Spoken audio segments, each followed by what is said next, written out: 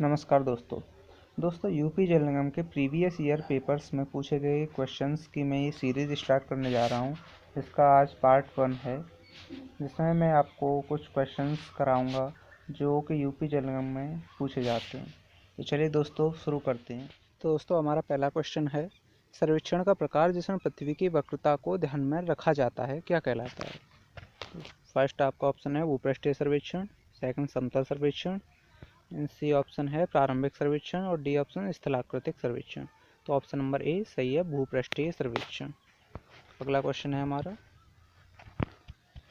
उस सर्वेक्षण का नाम बताएं जिसमें पृथ्वी का वर्ग समतल के रूप में माना जाता है और पृथ्वी की गोलाभ आकृति को उपेक्षित किया जाता है। या उस सर्वेक्षण को क्या कहते हैं जिसमें पृथ्वी की वक्रता पर ध्यान नहीं दिया जाता है? तो ऑप्शन नंबर ए है थियोडोलाइट सर्वेक्षण, ऑप्शन नंबर बी समतल सर्वेक्षण, ऑप्शन नंबर सी भूकर सर्वेक्षण एंड ऑप्शन नंबर डी भूपृष्ठीय सर्वेक्षण। तो इसका आंसर है option number B plain surveying या समतल सर्वेक्षण। तो अब हमारा क्वेश्चन नंबर 3 है, सर्वेक्षण जिसका प्रयोग अतिरिक्त विवरण निर्धारित करने के लिए जैसे क्षेत्रों की सीमाओं के निर्धारण करने आदि में किया जाता है। यह कौन सा सर्वेक्षण क्षेत्र की सीमाओं के निर्धारण के लिए किया जाता है? तो क्षेत्र की सीमा के निर्धारण के लिए कौन सा सर्वेक्षण किया जाता है? तो आपका ऑप्शन नंबर ए है सिटी सर्वेक्षण, ऑप्शन नंबर बी स्थान सर्वेक्षण, ऑप्शन नंबर सी भूकर सर्वेक्षण या ऑप्शन नंबर डी स्थलाकृतिक सर्वेक्षण। तो इसमें से हमारा ऑप्शन नंबर सी सही है, भूकर सर्वेक्षण कैडेस्ट्रल सर्वेइंग। तो बाकी के जो ऑप्शंस हैं, सिटी सर्वेक्षण हो गया, वो सड़कों, नालियों, सीवरों आदि की जानकारी के लिए किया जाता है। स्थलाकृतिक सर्वेक्षण किसी भी स्थल की आकृति जैसे शहर, गांव, नहरें, रेल मार्ग आदि की स्थिति ज्ञात करने के लिए किया जाता है। और अगला क्वेश्चन है हमारा, एक आयताकार प्लॉट जिसका क्षेत्रफल 16 किलोमीटर स्क्वायर है तथा नक्शे पर 1 सेंटीमीटर स्क्वायर के रूप में दिखाया गया है, 4 किलोमीटर की दूरी नापने के लिए पैमाने का निरूपक भिन्न RF का मान क्या होगा? तो option number A 1/1600, option number B 1/4 lakh, option number C 1/400 and option number D 1/16,000।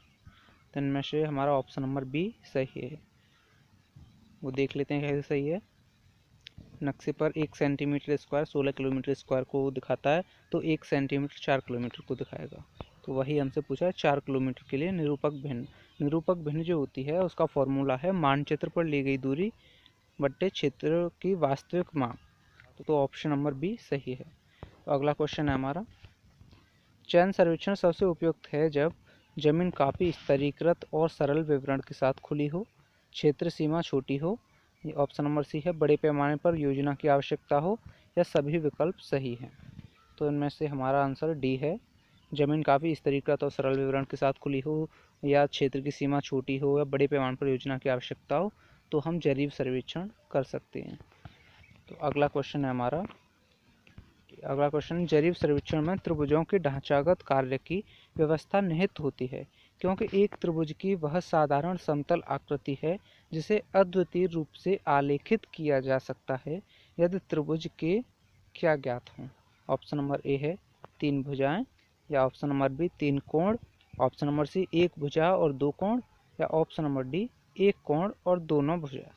जैसे आपके सामने जरीब का नाम आता है, जरीब सर्वेक्षण का नाम, तो उसमें कोण का कहीं दूर दूर तक कोई नामो निशान नहीं होता है, उसमें केवल रैखिक माप ही ली जाती हैं।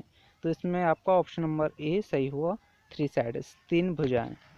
तो अगला क्वेश्चन है हमारा, निम्नलिखित कथन में से कौन सा कथन सही है? मापित लंबाई में गलत रेजुरेखन के कारण त्रुटि समकारी त्रुटि कहलाती है।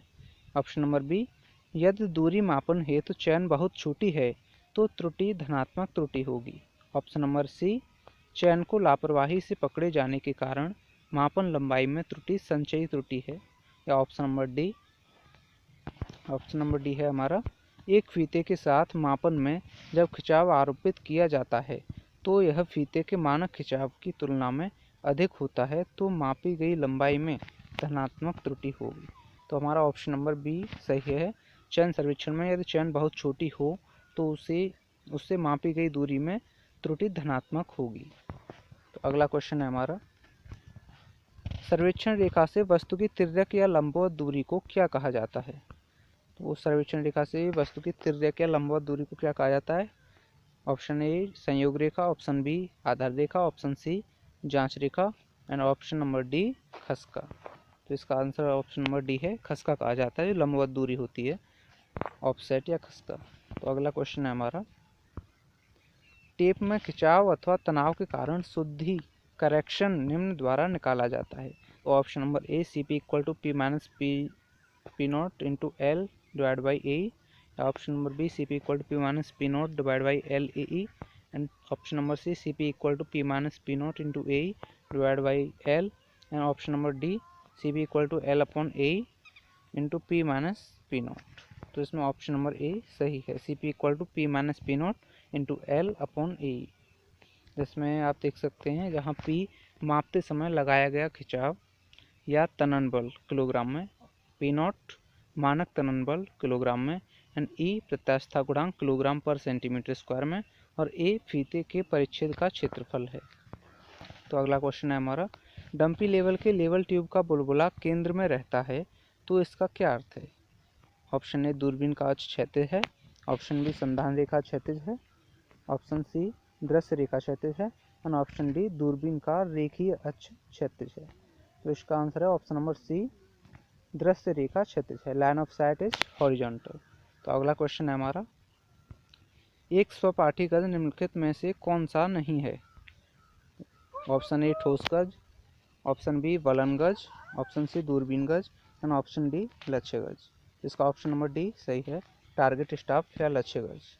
तो अगला क्वेश्चन है हमारा, वह त्रुटि जिसे अन्योन्य तलेक्षण में पूरी तरह से समाप्त नहीं किया जा सकता है, वह कौन सी है। ऑप्शन ए वक्रता के कारण त्रुटि, ऑप्शन बी अपवर्तन के कारण त्रुटि, एंड ऑप्शन सी संधान की लाइन के गैर समायोजन के कारण त्रुटि, एंड ऑप्शन नंबर डी बुलबुला ट्यूब के गैर समायोजन के कारण त्रुटि।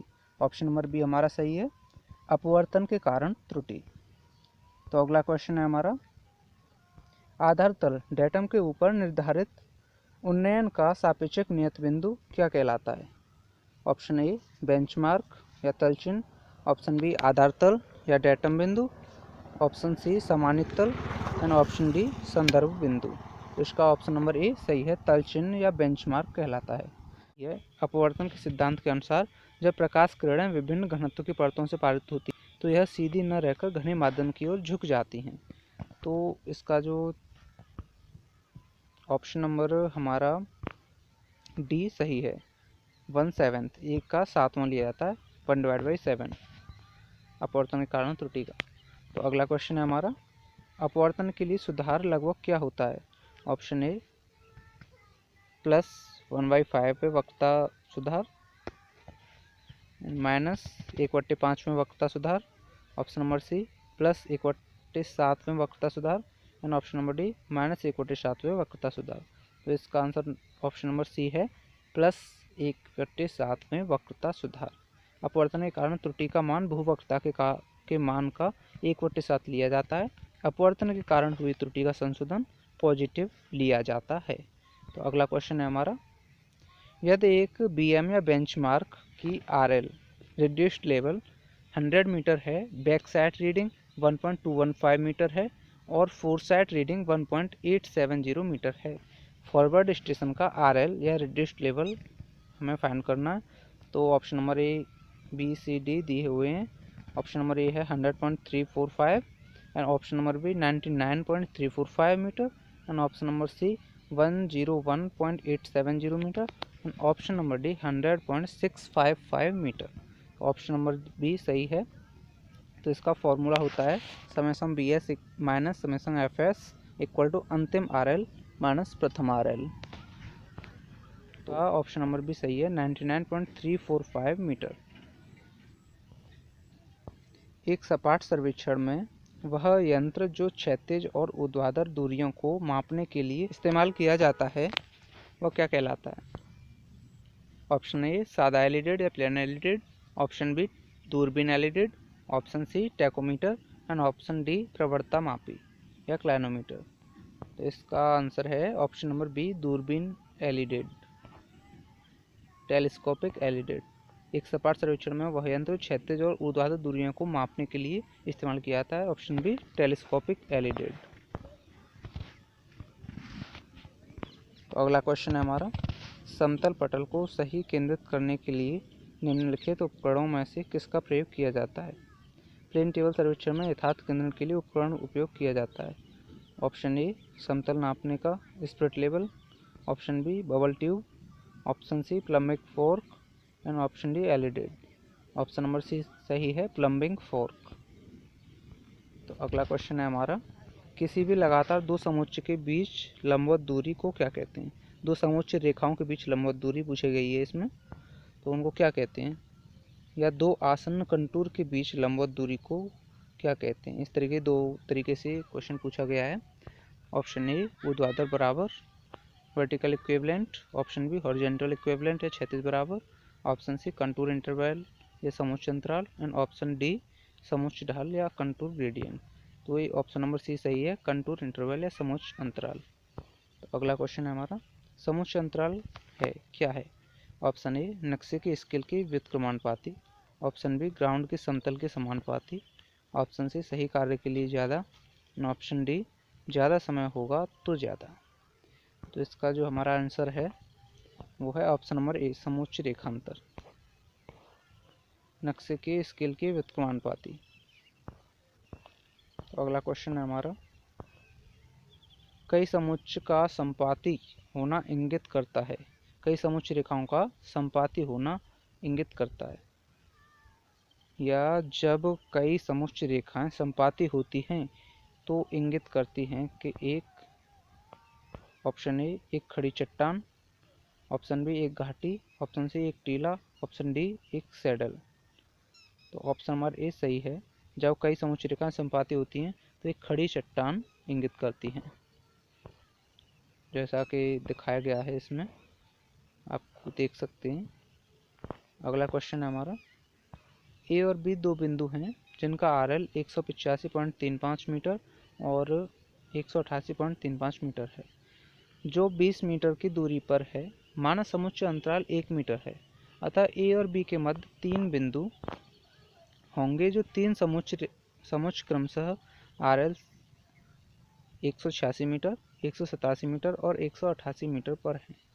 अतः समानता का प्रयोग करते हुए 186 मीटर समुच्चय ए से कितनी दूरी पर है। तो इसका option number A 3.33 metre, option number B 4.33 metre, option number C 11 metre and option number D 5.33 metre. इसका ऑप्शन नंबर बी सही है, 4.33 मीटर। अगर किसी को भी इसमें दिक्कत आती है इसे सॉल्व करने में तो कमेंट करके पूछ सकता है, मैं उस पर भी एक वीडियो बना दूंगा किस तरीके से सॉल्व करते हैं। तो अगला क्वेश्चन है हमारा, जब एक अनुप्रस्थ रेखा के पूर्ण चक्र दिक्मान होल सर्किल बेयरिंग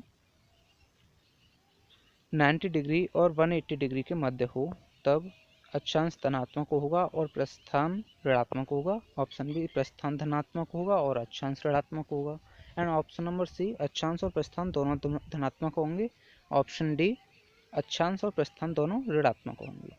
तो इसका हमारा आंसर है ऑप्शन नंबर बी, प्रस्थान धनात्मक होगा और अक्षांश ऋणात्मक होगा। आप देख सकते हैं अक्षांश लैटिट्यूड होता है एंड भुजांक डिपार्चर होता है। भुजांक या प्रस्थान एक ही बात होती है, वो डिपार्चर होता है। तो नॉर्थ लाइन होती है वो लैटिट्यूड या अक्षांश होता है और जो ईस्ट वेस्ट लाइन होती है वो डिपार्चर या भुजांक होता है। तो आप देख सकते हैं 90 डिग्री और 180 डिग्री के बीच में, 90 डिग्री और 180 डिग्री के बीच में यहाँ पे पॉजिटिव एंड नेगेटिव है। तो इसमें ऑप्शन और भी सही है, प्रस्थान धनात्मक होगा और अक्षांश ऋणात्मक होगा। तो अगला क्वेश्चन है हमारा, क्षैतिज कोण को मापने में थियोडोलाइट घुमा दिया जाना चाहिए, किस प्रकार से घुमाना चाहिए।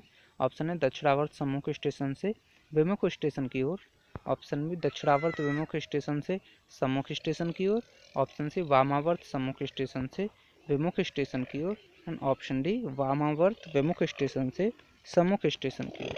तो ऑप्शन नंबर भी सही है, क्षैतिज कोण को मापने के लिए थियोडोलाइट को दक्षिणावर्त विमुख स्टेशन से सम्मुख स्टेशन की ओर घुमाया जाता है।